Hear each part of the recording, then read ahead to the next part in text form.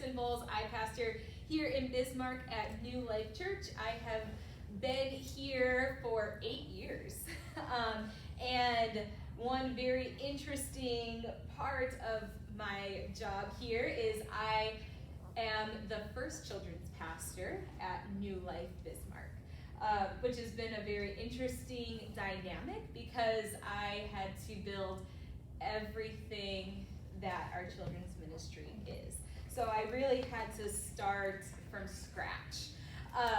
Pastor Shannon, now Alo, if you guys knew her, or Shannon Combs, she was coming down kind of part-time and doing some kids ministry stuff, but not a whole lot of stuff was established until they had a kids pastor with their boots on the ground, which was me.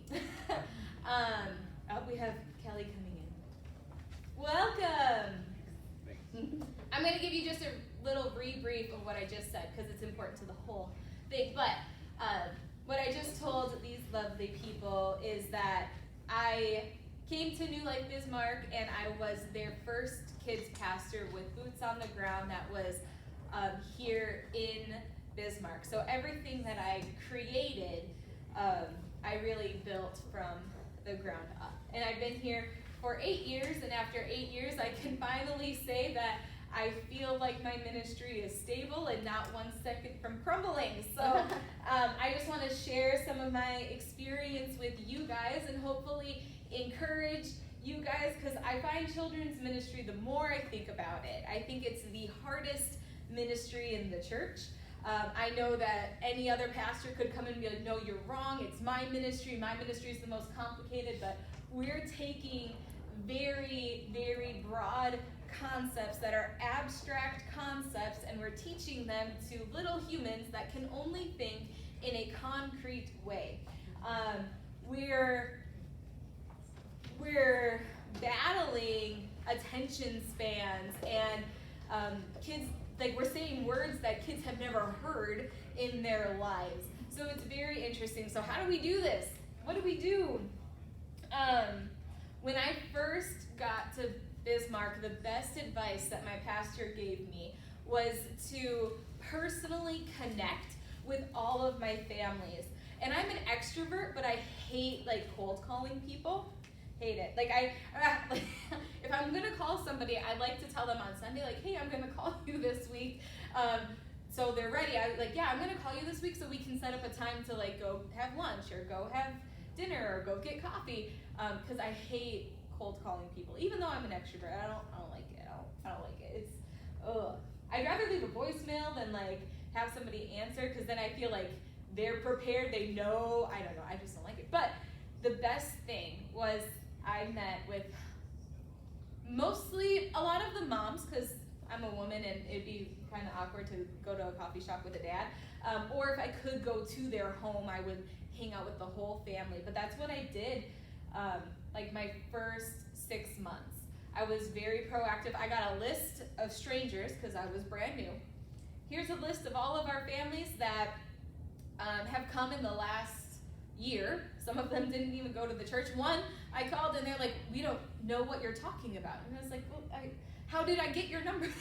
How do I know your children's names? No, we never came to there. I'm like, okay, it was awkward. But calling everybody and having those personal meetings with all of those parents really solidified me as somebody that, this person wants a relationship with me. They're not just here to do a job. They're not just here to be seen on Sundays, but they're a part of my life. One of my greatest volunteers was made because I went to her house on a very cold February afternoon. We ordered pizza. The wind was blowing so bad. She had had a baby maybe 3 months ago, or 6 months ago. She had her 3-year-old son and then a baby still. Well, now the baby's 8. It's crazy. Can't believe it. And we hung out that afternoon. I painted her nails because I was super into nail art. We ate pizza. And she has been one of my volunteers ever since, her and her husband. So they've been my longest for 8 years. I've had this couple that has served in my ministry. And honestly, had I not had that personal connection with them, I may have never got this amazing couple to be a part of my team and the longevity that they've had, that they've stood beside me for 8 years. So being that personal, relational person, I think was a super huge key to building my children's ministry. It's kind of funny. I feel like I'm like the minimalistic kids pastor because bells, whistles, all of the extra stuff that can add value, I kind of weed through it. And like, what really, truly adds value? Do I want my kids to leave church saying, yeah, did you like kids' church? Say, yeah, we played this game and I got this prize. Is that what I want them to leave saying? Or do I want them to leave saying like, yeah, we learned about that I have a purpose and I'm created to do good things. Is that what I want them to leave saying? Because, like inevitably you hear often when kids leave a kids service, yeah, it was so fun, we played games or I got candy. Is that what I want my kids to say? I don't know. You have to figure that out. And not every ministry is going to be the same or serve the same kids or be able to do the same things. I got to build mine from scratch, from the ground up. So I got to make it whatever I wanted. It was like a lump of unmolded clay. And I was like, I didn't even have people in the church that are like, we've always done this, so we always have to do this. Because we were a church plant that was meeting in schools and had to be really flexible. And like the first 6 months, I kept all of my nursery toys in the trunk of my car because it was a church plant and we didn't have storage space at Shiloh Christian School to store our supplies. So being relational, thinking of what you want your children's ministry to look like. That involves a lot of prayer, maybe even fasting, allowing yourself to dream. Like, what do I see? I love what Scott Willis said yesterday about like looking at your kids in your ministry. And I'm not a mother yet, but like looking at them as if you are their mother. What do you want for them? The time we have with these kids is so short. I love the D6 family. This is a resource that I use constantly. I've used their curriculum, their Sunday morning curriculum, actually for all 8 years because it's so solid and perfect for my style. I'm more of a teacher-based type person instead of video-based because I feel like kids crave relationship. And I'll talk about that in just a little bit. But the d6family.com has so many resources for family-based ministry, tons of books, tons of other types of curriculums. Their Sunday morning curriculum is called Elements Kids Worship, and you take one element of a Christian life and they learn about that all month long. Right now we're learning about purpose. Romans 8:28 is our memory verse for the entire month. So we're talking about one verse. They memorize one verse for the month, and then we build on what purpose is and how we walk that out. I don't even know why I got on all of that, but D6 has such great resources for how to resource your parents. I totally lost my train of thought, you guys, sorry. Vision, that's what it is. Part of my vision is that I am a vitamin to what is happening. The parents are the main meal. They're the main sustenance. I'm just the boost. And the whole D6 thing, they have a shirt that says 1/196. Is that how many hours are in a week? Something like that. That's why the whole D6 thing came up, I remembered. And they spend 1 hour in church on average a week. Sometimes we'll get them like 2, 3, depending on the timing of your service, but our time with them is so small. We want to use that and put as much food in front of them as they can take. I love Becky Fisher. She's very controversial, but one thing she said in one of the seminars that I was in is like, kids are capable of eating meat. They don't need milk. They are capable of eating meat. However, you might have to cut it into bite-sized portions. You're not going to throw a whole steak at them. Cut it into bite-sized portions. So pray, fast, think about your vision, get creative kids have great imaginations just with you and everything that you are. And if God has called you into kids ministry, I have a very strong belief that he has equipped you as an individual with everything you need to reach those kids and relate and love them. Kids don't have a lot of positive adult influences in their lives. That's lacking. I don't know if you've ever gotten into a conversation with a kid and they just like jibber jabber all the time. That's because a lot of times their parents work all day and then they get home, and what happens? They get handed a device, so they are distracted. They don't get to talk. They don't get to share what's on their mind. So be you, be relational, love those kids. I say this all the time because I'm like constantly flabbergasted because like I know some of you guys have seen my sanctuary, like it's nothing special. And I often say like, I go home and I'm like, Justin, like I'm nothing special. Like I don't become amazing characters like Kayla and Hannah. I don't have all of the amazing tech and the production quality that Evangel has, so I don't understand why the kids like coming to kids' church. I really don't. And I'm like, but they love it, and they go to their parents and they're all excited, and they love Pastor Kristen, and I'm like, I don't know, all I have is myself. And my husband, I love him so much, he reminds me, he's like, it's because of you. They know that you love them. So children's pastors, future children's pastors, be yourself with your kids because they want you to be that spiritual mother, that spiritual father to them. They want somebody that they can look up to, somebody that they can aspire to be.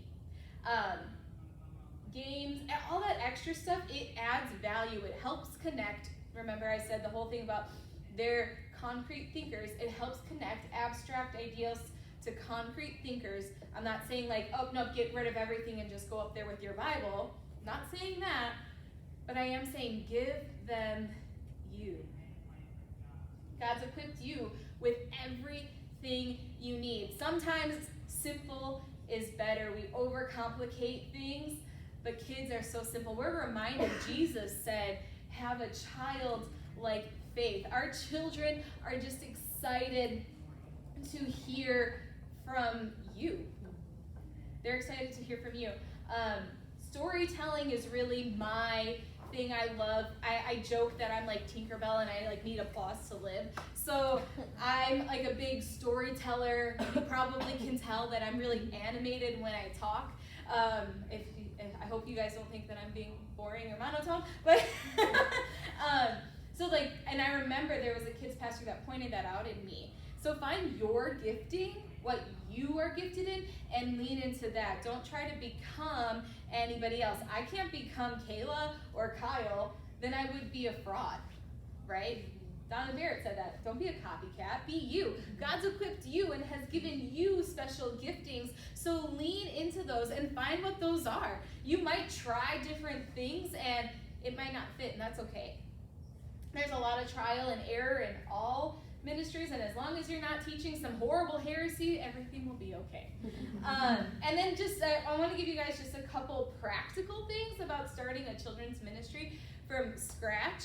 I don't do huge, crazy, elaborate stage designs. I also feel like that's like a trend that's kind of like on its way out. More and more, I don't see like the constant changing set designs that we used to see. Even when I used to work in California, we would do all these kinds of crazy set designs. But like styrofoam's really cheap.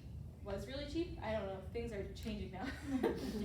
But you get that in a hot knife, you can like carve anything, right?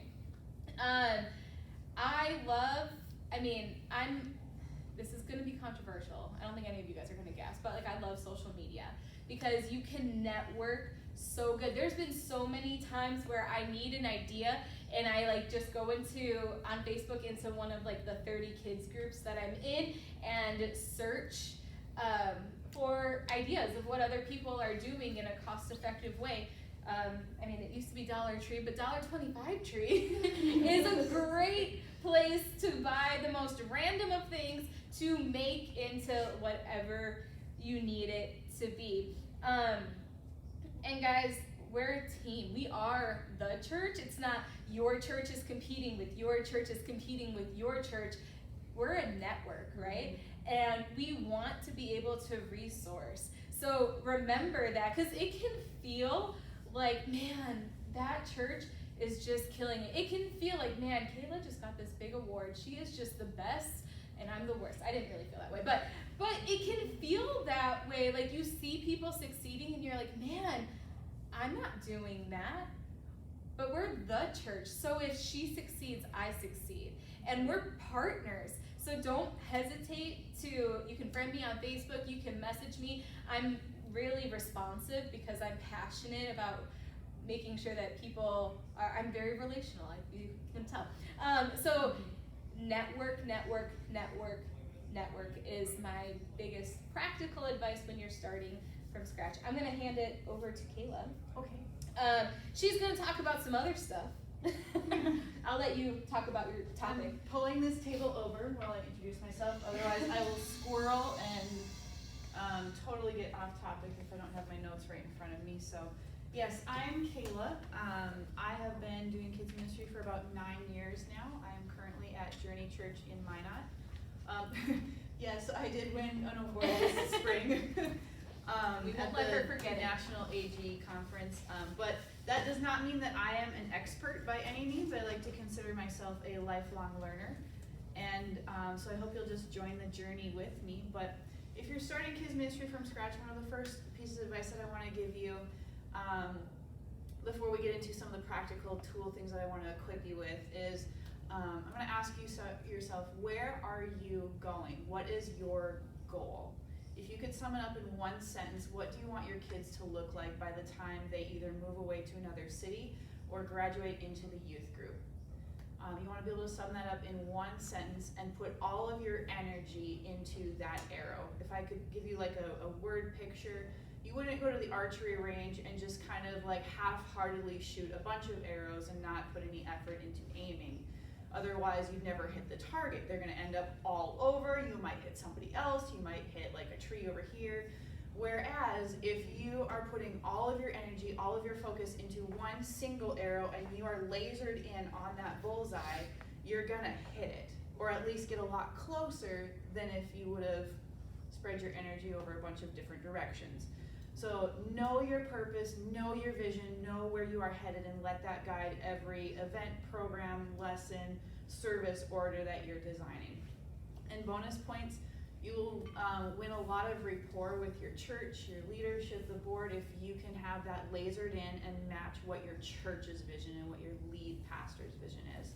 So for example, Pastor Dan received a word from the Lord that the vision for our church as we would rebrand this last fall would be helping people take one step closer to God.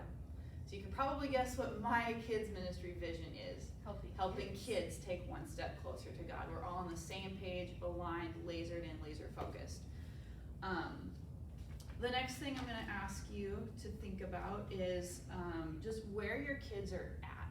Typically, like our generation and older, we are very familiar with a classical learning environment or Bible study or school environment where it's, here's a book, there's some pictures, we might watch a video, you're gonna test on it, and then we're gonna move on to something else.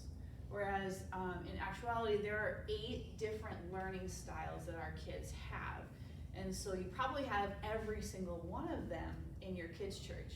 And yes, it is overwhelming to think of, oh my gosh, how am I going to reach all of these kids if they approach learning in different ways?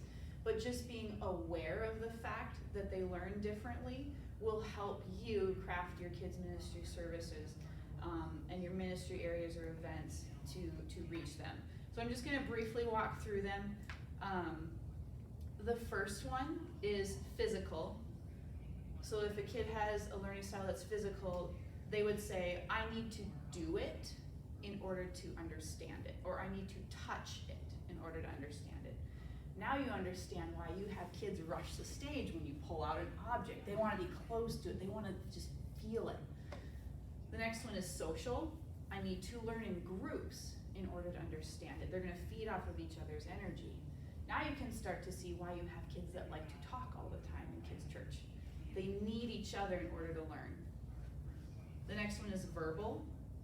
I need it written down in words or given to me in speech in order to understand it. And this is a lot of where our like classical learning style comes from, but in actuality it's not the only one. The next one is logical. I need logic, reasoning, numbers, systems in order to understand it. Naturalistic. I need to be in nature or in the world around me to understand it. I need to be immersed in it. Solitary. I need to work alone or self-reflect in order to understand it. I'm an introvert. If you put me in a small group and make me work on a classroom project together, I will not do well because I need time to journal, self-reflect, process my own thoughts before even feeding off of anybody else's thoughts.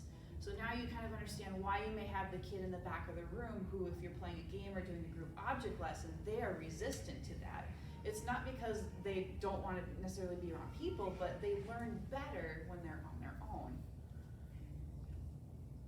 Next one is visual. I need to see it to understand it. And oral, A-U-R-A-L. I need to hear it musically to understand it. So just being aware of kids' different learning styles will help you see the value of each activity that you're doing in Kids Church. Praise, you're engaging your oral learners.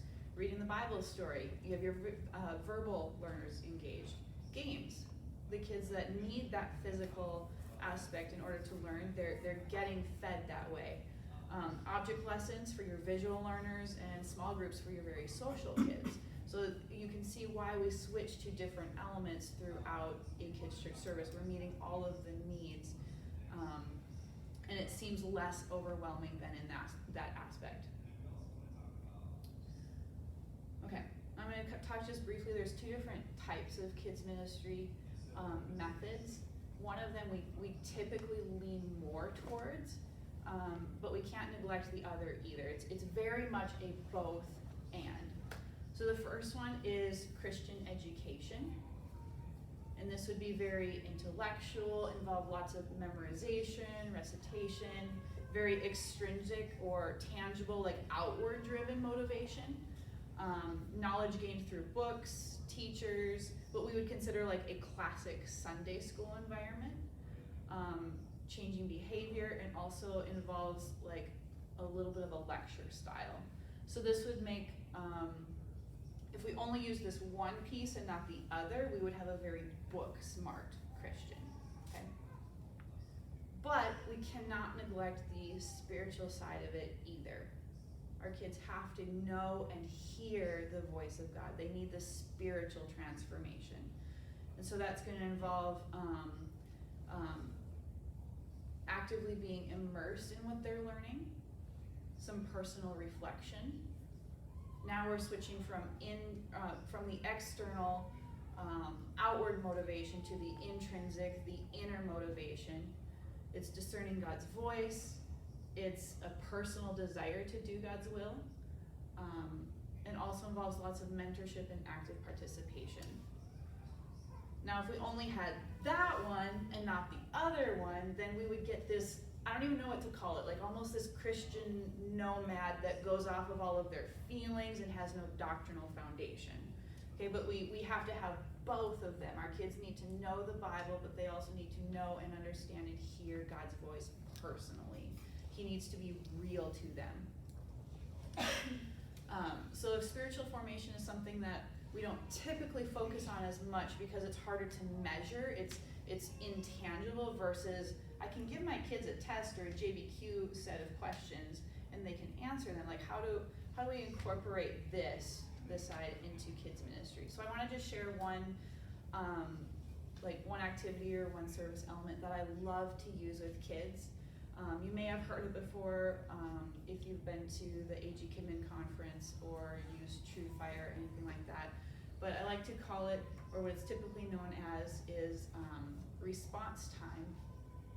And in this time, we're allowing the teacher to step out of the way so that the kids can hear directly from God and interact personally with what they've just learned in Kids Church. And before I go into what that looks like, I just wanted to share this quote that our Kidman director, Kelly Presson, shared on Facebook and social media recently.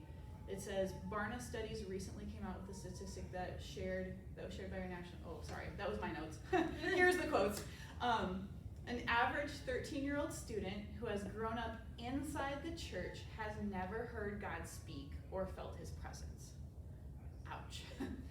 So that's not a youth pastor problem. Like, yes, it's talking about a 13-year-old kid, but it points to the fact that our kids have just spent the first 13 years of their life not engaging with the voice of God, or not being taught how to engage, or that they even can hear God's voice at a young age. And so that's something that we need to fix. So yes, something that I love to use in kids ministry is response time, because I'm stepping out of the way. I'm allowing kids to tangibly interact with things that will help them connect personally with God. So yes, kids can hear God's voice. They can be filled with the Holy Spirit. They just need a little bit of extra support to do so, because they are more concrete learners, and they need that bridge to help them get from the concrete to the abstract, spiritual, internal, that they can't see or touch or feel with their five senses. So this is the pinnacle point of our kids' church service. It typically comes after like Bible story and object lesson, where we're allowing the kids to interact with what they just learned and giving them stimulants to do so. And so it's in a somber atmosphere that would feel similar to like an altar call or a prayer service. And we ask our kids to pause and to say, speak God, I'm listening. What do you want to say to me now after my teacher has talked to me, or I've learned with my small group leader? What do you, God, want to do in my heart today? And so it might be an object lesson that the kids interact with on their own. It might be something that they do or hear. One example that I love to use is one day we'll talk about forgiveness in kids' church. And I'll say, okay guys, what does that look like for you today? I want you to engage with God. I want you to quiet yourselves, allow him to speak to you, and ask him, what do I need to do with forgiveness today? While they're holding an Alka-Seltzer tablet, and I will ask them to hold it, think about something that they need to let go of, that they need to forgive another person for. And then when they are ready, they can visualize that person or this thing, this incident in their mind. They're gonna take it and they're gonna drop it into the water and watch it dissolve. So they have this visual representation of what it looks like to forgive and allow God to dissolve anger in our hearts, while they're literally seeing it. Or if we're talking about fear, or just carrying a label that they have, I'll just ask them to hold out their hands. And this is like in a large group setting, if we're doing it together. I might have a set of weights or a set of heavy books in a corner, and they can do it on their own in a more like private, personal manner, but I'll just hold out your hands. Imagine you're holding a really heavy weight. What is that weight? What has somebody put on you? Have they called you fat? Have they called you ugly? Have they called you unworthy? What is that label? And then I'll ask them to turn their hands over as they give that to God, and they're releasing that, or to put down that weight or that book that they've been holding. So now we're gonna have a little bit of group participation. This is gonna be fun. If I gave you a topic, what is a way that you could tangibly represent that topic for a kid to interact with at a response time station? If we were talking about fear, what are some ideas? What could you do to help a kid interact with dealing with fear as they are listening for God's voice to speak to them, allowing him that space?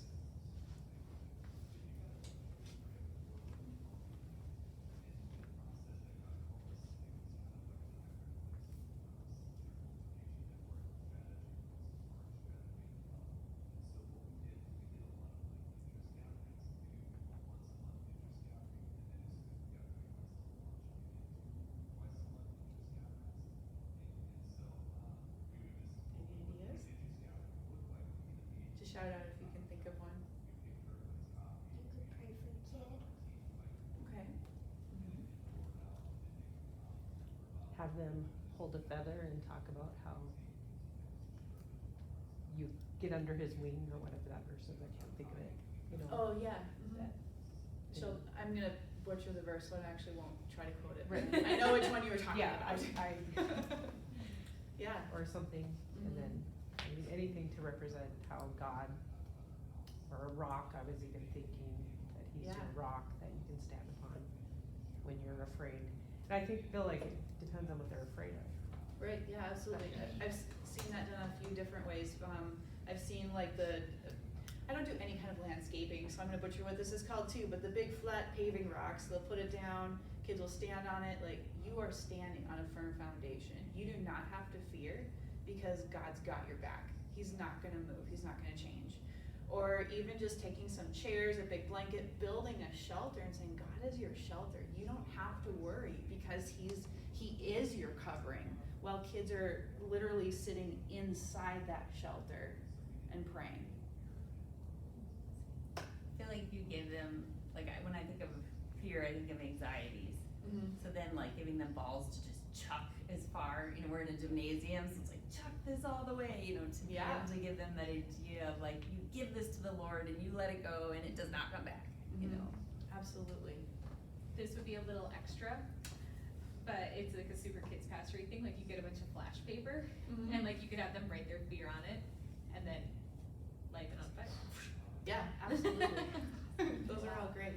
Lots of supervision required. And fire extinguishers, I used to make a joke that the only fire allowed in kids' church was the Holy Spirit. So, okay, yeah, those are great ideas. So just like keep thinking of that and incorporate the kids' learning styles too. You're gonna have kids that will want to pray, that want to hear God's voice, but they will not sit still. Well, how do you do that? I had a roll of butcher paper in kids' church, and I just drew out footprints on it as if you were walking across it, and then on each footprint I put a prayer prompt. So one of them was like, God, I love you because ... God, I'm thankful for ... And then something that applied to the lesson today, like I will not fear ... And then every once in a while I'd have one in there that specifically said, stop, do not talk, allow God to speak at this station. So it had all these footprints, and then kids would line up and they would take their time and pray at each one. So it allowed them movement. They were able to like let out that energy or get in tune with that physical learning style that they have while they're engaging with prayer. And it was so much easier for them to pray than to say, sit in your chair, don't move, don't distract other people. Prayer only looks like this. And so I didn't know how it would go. It was the first week that I tried it, and I literally had half of my kids in kids' church on that prayer walk. And by the time that we kind of needed to get wrapped up with service and get parents in to check out kids, like there were still a ton of kids in line. They did not want to stop, and it was incredible. And it was something that like we would use or not use depending on what else we had going on in service throughout the weeks. And when I didn't have it available, they asked for it. They wanted it. So it's just finding different ways for kids to interact with prayer outside of just, okay, close your eyes, fold your hands, really quiet now. Okay. The other tool that I just want to equip you with, this is really valuable as far as starting from scratch, and just if you ever need to create your own lesson or don't have curriculum available or just on the fly need something, I want to give you a tool to create your own object lessons. So why do we do them? Kids are only going to remember 10% of what they hear, but if you can engage more of their senses and show them, they're going to remember 80% of it. An example would be like, would you rather me tell you about the rides at Disney World that I experienced? Or would you rather hear pictures of it? Or see pictures of it, sorry. Or would you rather have me just buy you a ticket, send you, and let you experience it for yourself? Hands down, you're gonna pick the last option. And it's the same with kids. You can talk about honesty or prayer, whatever topic you're on for the day, but if they don't get to see it, engage with it, they're not going to remember it. They're very concrete thinkers, and so side note, we need to stop telling kids to ask Jesus into their heart. Because they're concrete, they're going to think that there is a little man living inside their heart. In fact, we had kids in our upper preschool kindergarten age group that were terrified because they didn't understand how this person was going to start living inside, and so they did not want to become a Christian for that reason. Much better language is saying God's presence, he is living inside of you, versus, hey, Jesus is going to come live in your heart. So I'll just throw that out there. Just be aware of kids being concrete thinkers. God uses lots of object lessons with us in the Bible. In John 15, Jesus gives us word pictures and metaphors about the vine and the branches. Numbers 15, God had the Jews put tassels on their robes to help them remember things.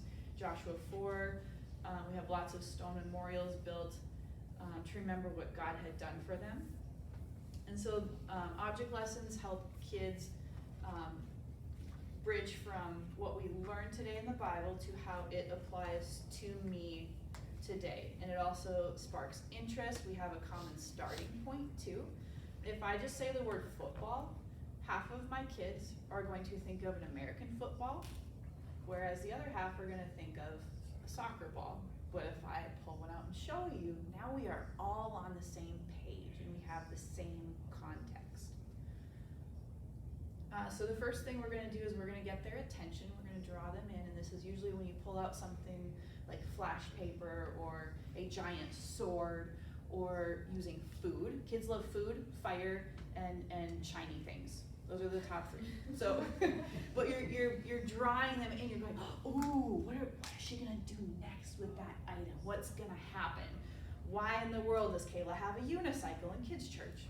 You know, you're just getting their attention. And then you're going to manipulate it. You're going to do something with it. And what I mean by that is, when I'm prepping it, I'm asking myself, how can I use this item in a way that it's supposed to be used, or how can I use this item in a way that it's not supposed to be used to get my point across?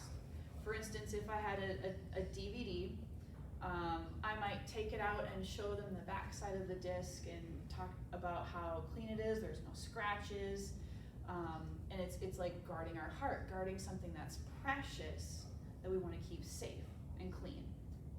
Or I might take a screwdriver and destroy that backside of the DVD and show the kids the damage that can be done when we use hurtful words. I can't get that disc back to how it was. So you're manipulating it in ways that either it should be used or shouldn't use to cause, to keep piquing their curiosity and to like keep them engaged with what you're doing. And then once you've performed that action or manipulated that item, then you can move into the biblical the references and how we're all tying this into what we just learned through our Bible stories. How are the kids going to apply this today? Okay, so something that I might do is, this is just sitting here, so I'll use this. This is a remote, and it would have batteries in it, and I could talk about how the batteries power the remote, and if we didn't have batteries in it, it wouldn't work. Same thing with the Holy Spirit. With Him in our lives, we have the power to live boldly, share the gospel with our friends, and just be, bold, powerful Christians. If I take the batteries out and show the kids that I have actually put Legos in there, now I can talk about how we try to fill our lives and our time with things that don't matter. And then when we go to try to teach our friends or share the gospel, we are not effective because it's not full, it's not equipped, it's not ready and useful like it should be. So again, some time for some group practice. I want you to pull out an item that you have with you. Doesn't matter what it is, could literally be anything. And if you want to do this with a partner, go for it. If you want to do it by yourself, that's totally fine.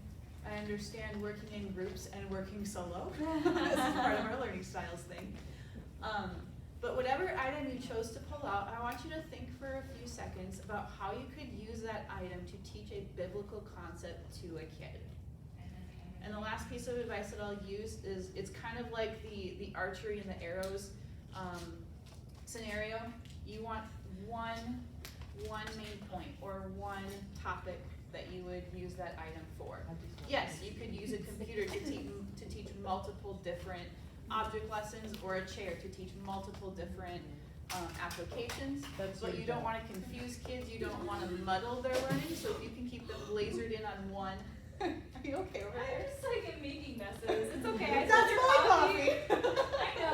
I know. It's okay.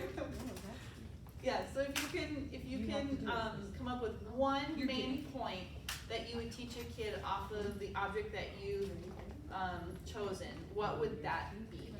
So I'll give you a couple seconds to just think about it, and then I'm gonna have a couple of you share and see what we have developed.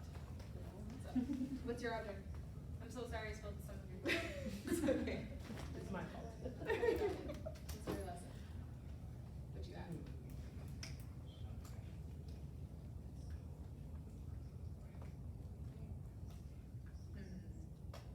Well, water is important, right?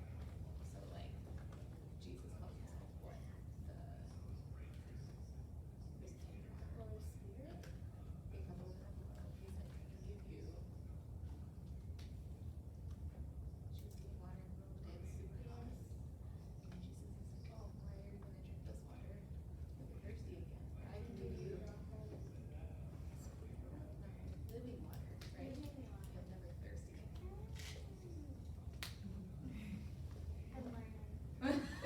Yes, you That's are. awesome. Well, you're 9, right? Love it. Yeah, so. I was not developing object lessons when I was 9 years old, so you're way ahead of me. I didn't even know Jesus when I was 9 years old, so you're way ahead of me.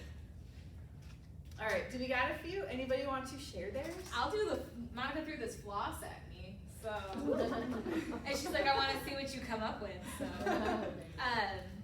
So, you know, floss is something we all don't like, right? I don't know. I kinda like flossing, but I'm a weirdo. But floss keeps us clean, but sometimes the process of flossing can be painful. Have any of you guys flossed and like your gums bled and like it's all, but you know, but it keeps our teeth clean, right? That's the same way that God wants to work in our lives and get rid of all of that yucky sin stuff. He wants to clean us, but sometimes that process can be painful and even look kind of gross. It's good. Very good. Challenge accepted. Anybody else want to share an example?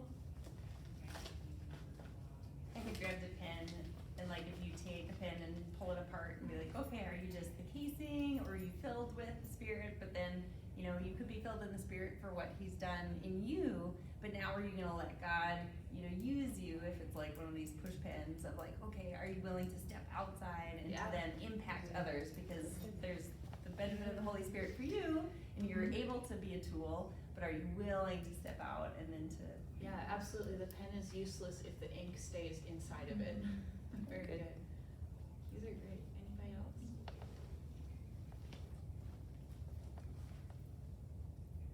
I had a charger in Okay. my purse, and so it's probably not creative at all, but just when we, you know, I think a lot of our kids have like iPads for school, so they understand like the charger or their parents have a phone.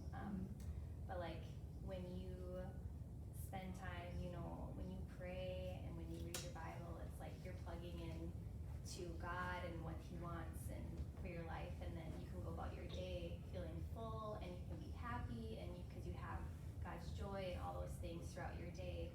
Whereas when we don't spend time with God and, you know, we don't function like we should. Yeah, that's great.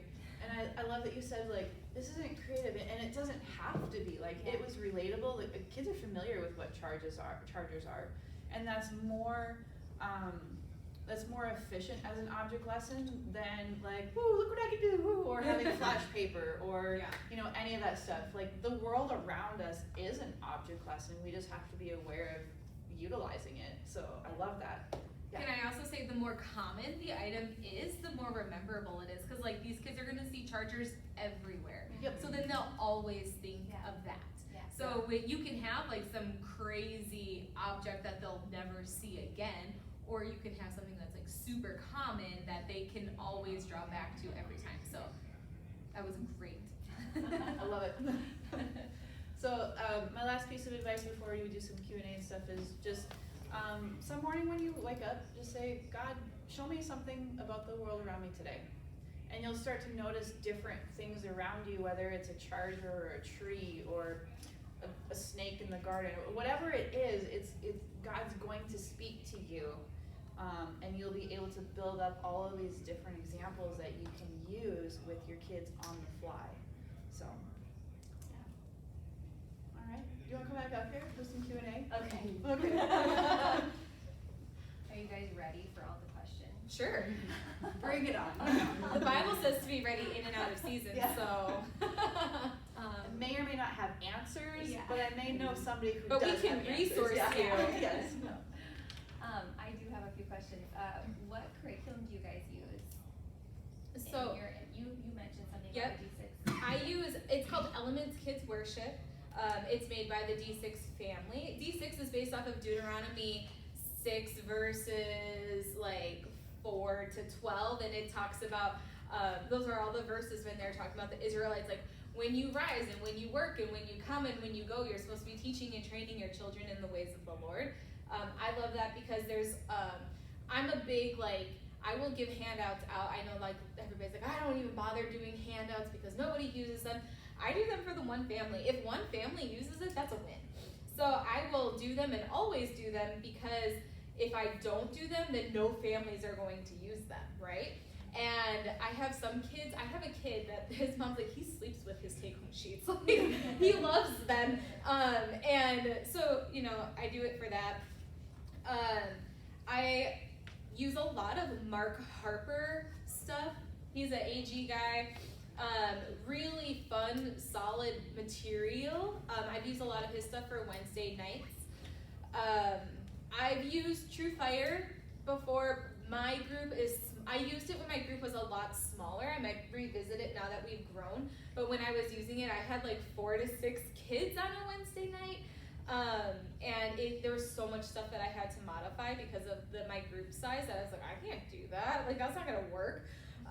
That it was like, I was like, I'm spending, it's not expensive, but I'm like, I'm spending money for stuff that I have to completely change. So I was like, it's not as valuable. I'll also mention our Sunday morning for kids is different, because our kids worship with the adults and then are dismissed afterwards. So instead of having like the whole hour and a half, I have about 45 minutes to an hour depending on like the altar time that's happening with the adults. So I have a condensed kids church.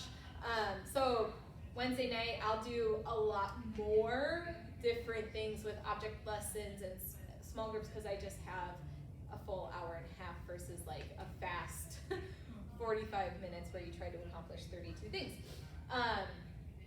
Right now, I'm really excited about the curriculum that I've been using on Wednesday nights. It's called Revival Kids by Seth Dahl, and it's a little controversial. He used to be the kids pastor at Bethel in Redding, California, but my goodness, this curriculum is so solid. It's 2 parts. I just finished part 1, and it talks about prophecy in a very amazing, kids were made to be prophetic. And I mean, if we want to see God move, we have to teach and train kids how to hear and experience the voice of God.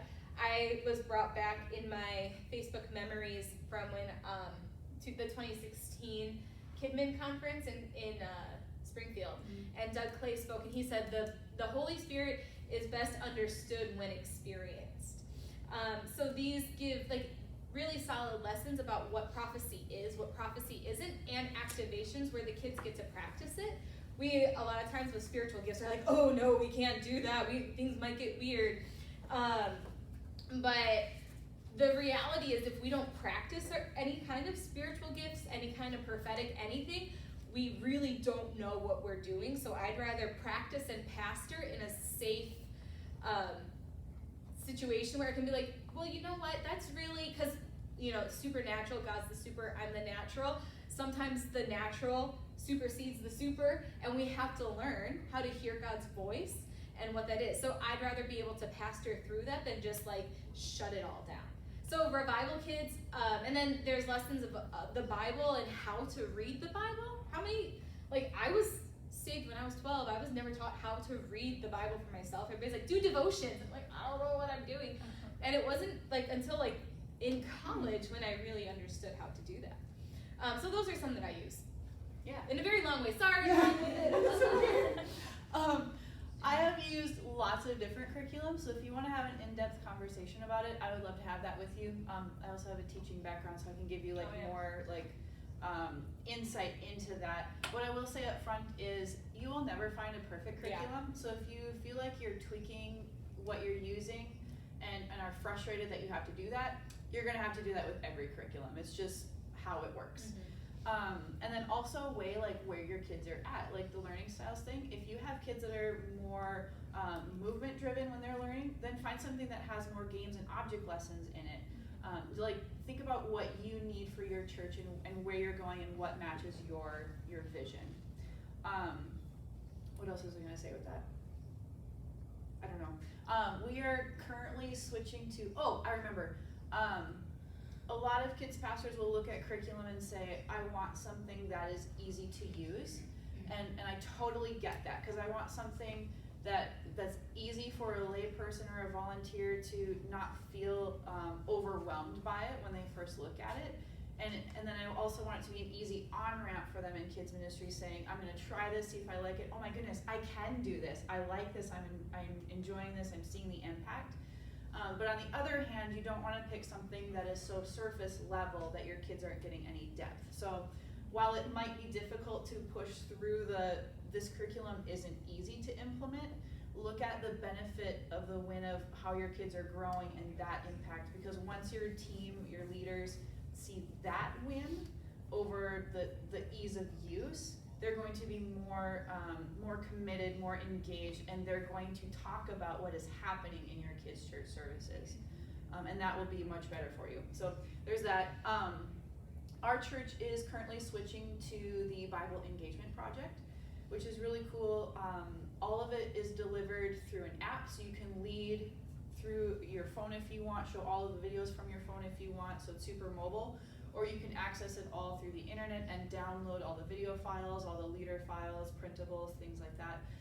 But what the really neat thing is it came from the national office, so it is an AG curriculum, and it's age aligned. So once you purchase the curriculum, you're getting all of it for kids, preschool, youth, adults, and a family devotions element. And your families can all access that on their phone as well. So while the preschoolers are learning Noah's Ark on week 1, elementary is also learning about Noah's Ark, and so is the youth and the adults and the family devotionals. It's just that the depth changes as you're looking at each one. So it's really neat, and you're going chronologically through the Bible, and you're learning how to engage and study the Bible as a family. So I'm super excited about how I can like align everything and make it really easy for families to say, hey, now you only have to have one conversation on your way home because your kids all learned the same thing, instead of saying, okay, my 5th grade son learned this, my 4th grade daughter learned this, my preschooler did this, and then I was in adult church or adult small group and this is what I learned. So I'll also throw this out there really quick with that curriculum. If you have looked at it before, there's been a common like misconception about how much it is. Yeah. And it's, if you look at it just by the website, it says like if your church is like 500 people, then it's like $500 a month. I had a conversation with some of the people in the national office, and they told me it's that you pay by login. So if you want like just your team to have it, like you know, like 5 kids leaders or whatever, you're paying the most base price of like 0 to 50 logins, $50 a month, that's it, and you're getting everything, every age group. So we'll just throw that out there too. So lots of questions. Yeah, Natalie, you had your hand up before. I was wondering, where did you get like the prayer walk from, like the idea? Some of it, they're ideas that God gave me. Some of them are ideas that I've seen other kids pastors use or at different conferences. So like a friend shared an example of one where she has found all of these different like antique, or not even antique, but just older like corded phones, bag phones, like the turn dial ones, and she'll lay them out and she'll let kids pick them up and actually talk to God with them. So like I didn't create that one, but like through networking and building relationship with other kids pastors, we've been able to share different ideas and stuff. So yeah. So, how do you break down like the time? So how much time do you typically have with kids? How do you, like how, so what's free play, what's, this, Yeah. and then, I'll ask the other So question after. for me, when I'm looking at like planning center and putting it on paper, I put about 7 minutes per activity. But I hold that loosely, knowing if the Bible story takes longer to explain, or if it doesn't take longer to explain, that's flexible. Same thing with response time. If I feel like the kids need more time, they're locked in, or you know what, today is just an off day, holidays coming up, they're in like, woo, crazy mode. I realize that that's flexible, but based off of like their attention span and their age development level, 7 minutes seems to be a great, like, approximate number. So what order do you like to do things in your? Okay. So there's also no perfect way for that either, but I like to think of it as a bell curve. My kids are coming in super excited, so I wanna match that energy with something fun, exciting, really like movement driven, and I also wanna break down walls for new kids. And then we kind of bring them down into a little bit more serious attitude, where we'll do our teaching, response time, and then I also want them to end on a high note, so I'll bring it back up with another game or activity or some kind of like very high energy learning activity. So that's what I do. Your turn. So I'm very different. Kayla got to see my preaching style when I preached her Holy Spirit conference. So I'm more of a preacher pastor. So we get them after worship, so they've already, and I'm working on changing the culture, but a lot of my parents, instead of engaging their children in worship in the main service, is why I want that and why I won't get rid of it, because if I'm honest, it would be way more convenient and I'd have way more time if I just took the kids right away. But I won't get rid of that, and I've had conversations with my lead pastor about it, because then when else do kids see their parents worship? They don't. So I'd rather, even though sometimes it's frustrating and annoying, I'd rather still keep that. So I get them already 30 to 45 minutes into service. So a lot of them have been sitting there antsy. We start with a fast-paced worship song. They get their seats, which they sit on carpet squares on the floor. We do rules, BGMC, and then I get into my lesson, and that has different elements. So we introduce the main topic of the month, we go over the memory verse, we introduce the big idea for the day, and that's where there's a little bit of a break where they watch a video, so the lights are off, it's a little bit calmer, and then I come back and teach, and again, this is might blow your guys' minds, but I usually teach for 15 to 20 minutes, if not longer. I'm saying I'm including teaching with closing and prayer time too, so I'm not just talking to them for 30 minutes. I also do a lot of participation within the class, so I ask them lots of questions, and sometimes it's way off the wall, and then some kids telling me about their puppy that stepped on a bee or something weird, and I'm just okay, well, does that have to do with this? And they're like, no, and I'm like, okay, we're gonna get back to, so there's some of that's incorporated too, and then I struggle with closing time because it's my own mental blocks that I'm working through with Jesus, because when I see parents at the door, I'm like, I need to give the kids back, and I get and I mean, most of my parents are highly respectful, but I've had people knock and try to open my mag-locked door, yeah, you're not gonna open that. So I'm still working my closing time out. I used to have a really great response culture, and then COVID happened, and a lot of my very mature kids have graduated out. And that's another thing that's weird with kids ministry is it comes in cycles. So I've been at my church at New Life for 8 years. I've been in children's ministry for I'm 33, so